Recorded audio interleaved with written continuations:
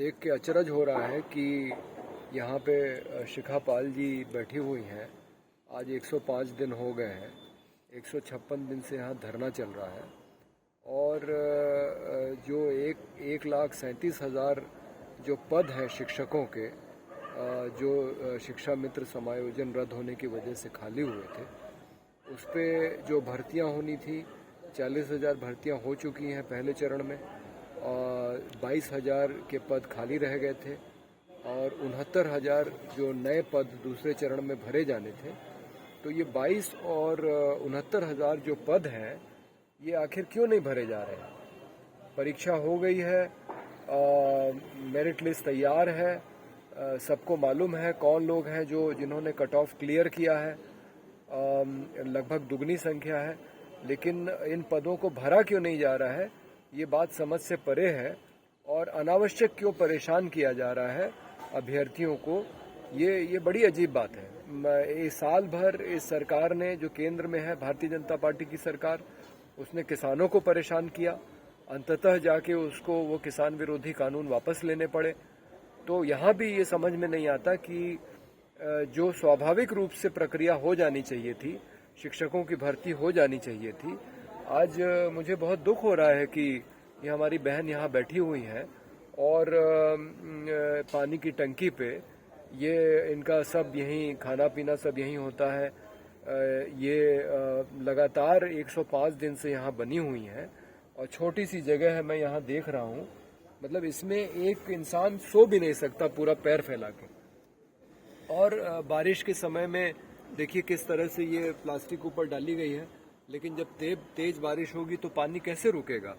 और आने वाले दिनों में अभी से 1 महीने बाद इतनी ठंड होगी कि यहाँ रजाई की व्यवस्था और ये कैसे जाड़े में बचेंगी? ये खुला है, इतना ऊपर है ज़मीन से, तो ये बहुत ही दुख की बात है कि शिखा बहन को इस तरह से यहाँ परेशान किया जा रहा है और नीचे इनके बाकी साथी बैठे हुए हैं धरने पे। इन नौजवानों को, नवयुवतियों को कहीं विद्यालय में आज पढ़ा रहा होना चाहिए था, लेकिन पढ़ाने के बजाय ये बेचारे यहाँ पे इस तरह से धरना देने को मजबूर हैं।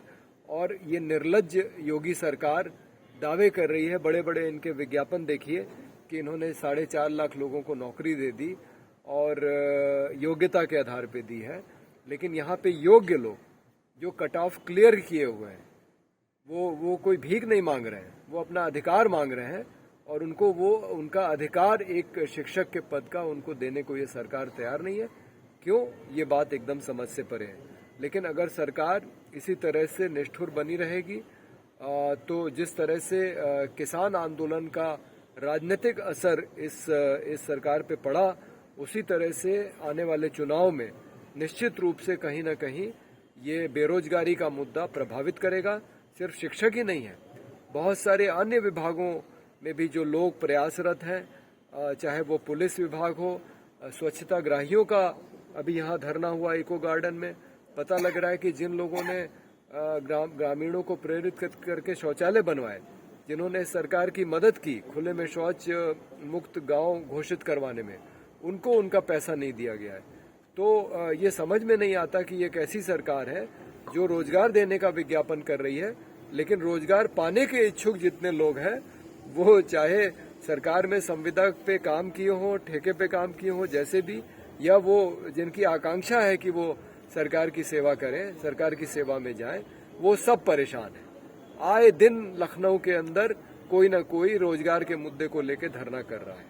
तो सरकार के दावे एकदम झूठे हैं और जनता परेशान है, ये हकीकत है।